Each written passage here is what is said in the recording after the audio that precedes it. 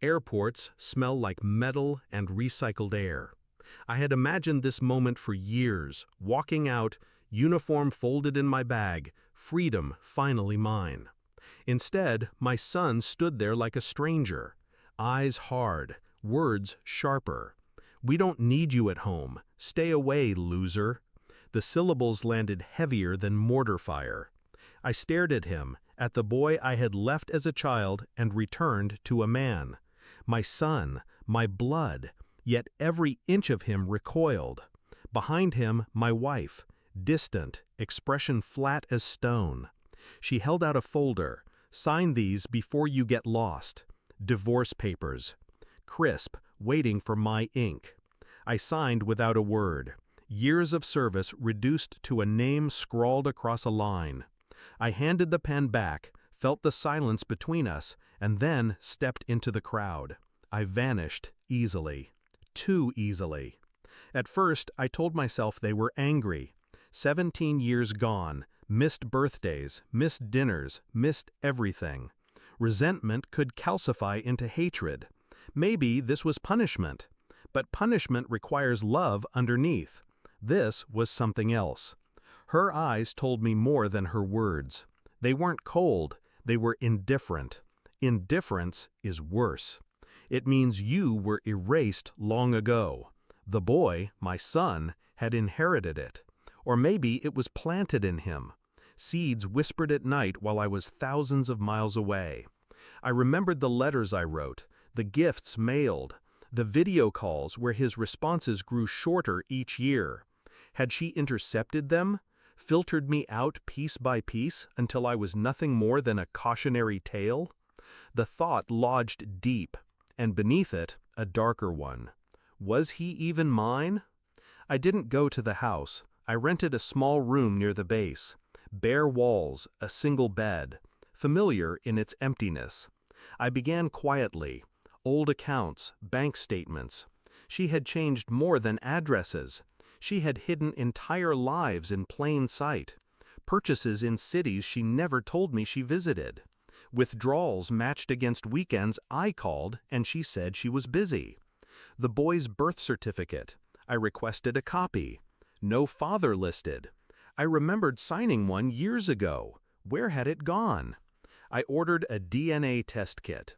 Took strands of my own hair, mailed them off with a trembling hand I forced to stillness. I needed truth. Cold, undeniable truth. While I waited, I studied. Their photos online, smiling. Him taller than me now, eyes resembling hers more than mine. A man growing in the shadow of a lie. I walked past the house one night. Lights glowed in windows I once dreamed of returning to. Through the glass, laughter. A man's silhouette, not mine. I didn't knock. I memorized his face instead. Then I walked away, calm on the outside, every nerve inside me screaming. The envelope came on a Thursday, thin, clinical. Probability of paternity, 0.0%. The page was light, but it crushed everything I thought I knew. I carried it in my jacket and drove to the house. She opened the door, startled, almost guilty. The man was inside. I heard his voice. I said nothing.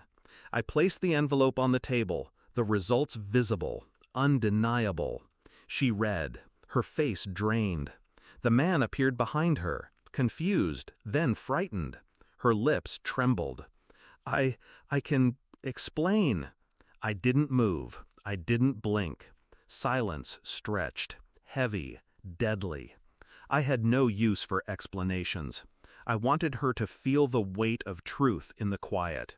She collapsed into a chair, sobbing. The man backed away. My son came down the stairs, eyes wide, staring at me like he was seeing me for the first time. I didn't stay. The next day, I visited the lawyer she once tried to hide from me.